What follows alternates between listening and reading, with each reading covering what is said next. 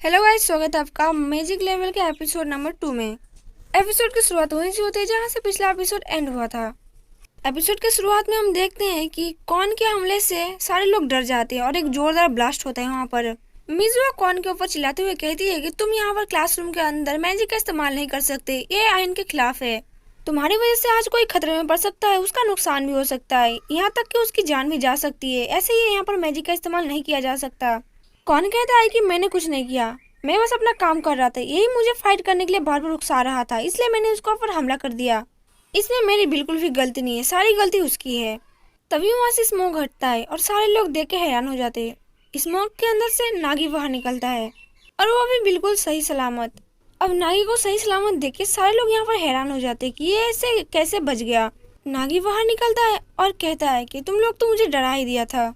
अब कौन नागी को इस तरह देख के बहुत ज्यादा हैरान हो जाता है। वो कहता है कि मेरी इतनी पावरफुल मैजिक के दौरान इसको एक खरोच भी नहीं आया, ये कैसे हो सकता है। नागी अपने मन में सोचते हुए कहता है, ये मैजिक तो लेवल 1 का था, इसको तो मैं अपने मैजिक बैरियर से आराम से रोक सकता हूँ और इसको रोकने के लिए मुझे मैजिक का यूज करने की कोई जरूरत ही नहीं पड़ेगा, ये तो हल्का फुल्का मैजिक था। और वैसे भी मैं बस ये सब इसलिए सहन कर रहा हूँ क्योंकि अभी ये बच्चे हैं, लेकिन इनको पनिश करना बहुत जरूरी है, वरना ये लोग सर के ऊपर चढ़ के तांडव करने लगेंगे। नागी का ये रूप देख के कौन और उसके साथी सारे लोग घबराने लगते हैं कि अब इनका क्या होगा। अब यहाँ पर नागी के गुस्से से उसके बॉडी से एक मैजिक ऑरा बाहर निकलता है और इस ऑरे से जितने सारे वहाँ के लोग रहते हैं सारे के सारे एक जगह पर फ्रीज हो जाते हैं, कोई भी यहाँ पर हिल नहीं पाता। सारे लोग यहाँ पर हैरान हो जाते हैं कि वो लोग यहाँ पर हिल क्यों नहीं पा रहे, यहाँ पर चल क्या रहा है। यहाँ तक मिजुआ भी हैरान हो जाती है। मिजुआ कहती है, क्या ये कोई मैजिक है। तो यहाँ पर काफी परेशान हो जाते हैं और नागी कौन की तरफ बढ़ते जाता है। कौन ये देख के बहुत ज्यादा घबरा जाता है कि अब क्या होने वाला है और इसके पास इतना पावर कैसे आ रही है, मुझे समझ में नहीं आ रहा। नागी गुस्से में कौन की तरफ ना हाथ बढ़ाता है, जिसे देखकर कौन बहुत ज्यादा घबरा जाता है। इससे पहले नागी कुछ कर पाता, यहाँ पर टीचर आ जाते हैं और सबको डांट लगाने लगते हैं कि स्कूल के अंदर क्लासरूम में मैजिक का इस्तेमाल किसने किया, किसकी इतनी हिम्मत हुई। टीचर सबसे पूछने लगते हैं कि यहाँ पर चल क्या रहा है, कोई क्या मुझे बताएगा। नागी एक जोरदार सांस फेंकते हुए कहता है कि बच गया साला यहीं पर। और फिर वो मासूम बनते हुए शहर से कहता है कि यहाँ पर कुछ नहीं हुआ, मुझे लगता है कि कोई अनजाने में यहाँ पर मैजिक का इस्तेमाल कर दिया होगा, पता नहीं वो कौन था, लेकिन सब कुछ ठीक है यहाँ पर फिलहाल के लिए।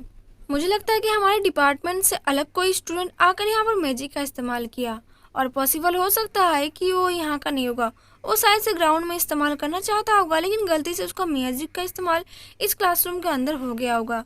तो यहाँ पर गलती किसी की भी नहीं है, तो आप यहाँ पर सबको माफ कर दीजिए। और वैसे भी एक जादू स्कूल है, यहाँ पर सब जादू सीखने के लिए आते हैं, तो हो सकता है कोई अपना जादू का इस्तेमाल करने के लिए बहुत ज्यादा उत्सुक हो, इसलिए वो अपना मैजिक का इस्तेमाल कर रहा है यहाँ पर। और मुझे लगता है कि वो हमारे डिपार्टमेंट से कोई अलग डिपार्टमेंट का होगा, वो बाहर से ही कहीं पर आया होगा, हमारे क्लासरूम में किसी ने मैजिक का इस्तेमाल नहीं किया। और वो हंसते हुए टीचर को सारी बातें बता देता है और उल्लू भी। और टीचर भी उसकी बात मान लेते हैं क्योंकि कुसानागी बहुत ज़्यादा शांत स्वभाव का और बहुत ज़्यादा अच्छा लड़का होता है, इसलिए टीचर कहते हैं कि कुसानागी ने बोला है तो ये सही होगा, क्योंकि कुसानागी कभी भी झूठ नहीं बोल सकता।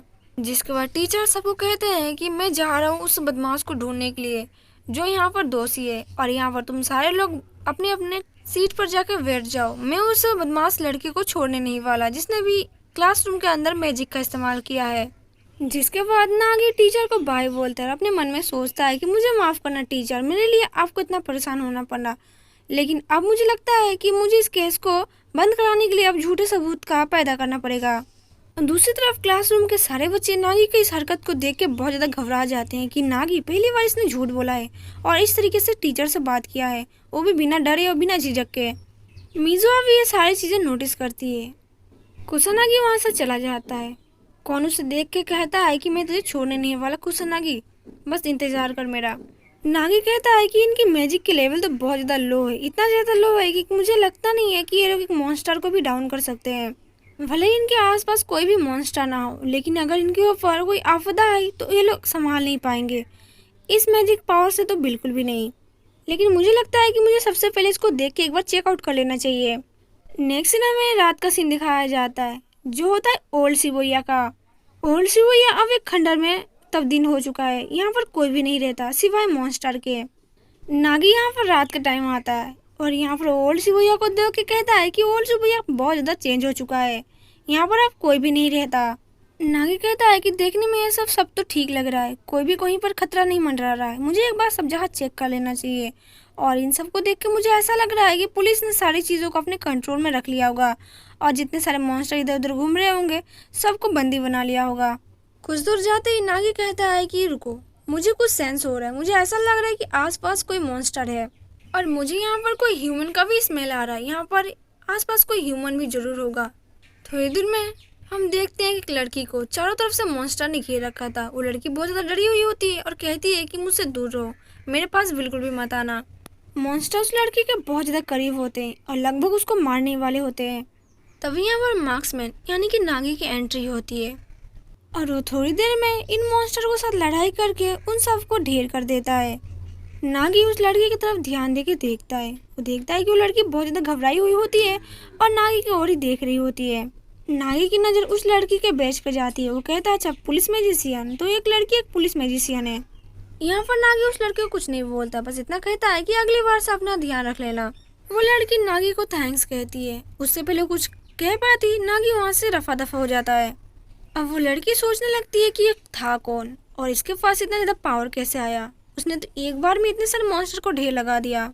वो लड़का देखने में तो एक बहुत बड़ा जादूगर लग रहा था, लेकिन उसने मेरे सामने कोई भी स्पेल का यूज़ नहीं किया, उसने बिना कोई मैजिक के इतने सारे मॉन्स्टर को ढेर लगा दिया। फिर सीन शिफ्ट होता है नागी को। नागी कहता है कि मुझे अभी तक अपना फेस को हाइड ही रखना पड़ेगा, मैं किसी को दिखा नहीं सकता। मैं अभी अभी रिकार्नेशन होकर इस दुनिया में आया हूँ और अगर मैंने अपना ट्रू फेस दिखा दिया लोगों को तो ये बहुत ज़्यादा गलत हो सकता है और मैं खतरे में भी पड़ सकता हूँ। और वैसे भी मैंने देखा वो लड़की इस मॉन्स्टर से इतनी आसानी से बच नहीं सकती, यहाँ के लोग काफ़ी ज़्यादा कमज़ोर है।